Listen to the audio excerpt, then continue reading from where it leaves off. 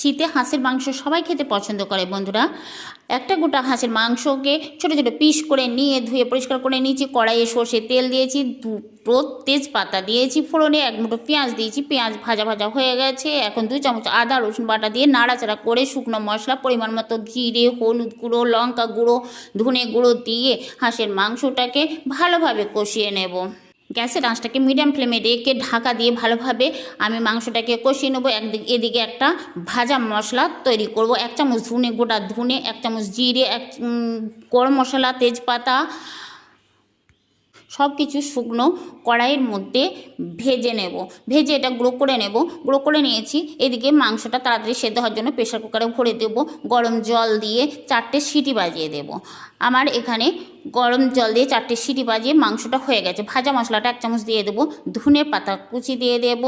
আরও কিছুক্ষণ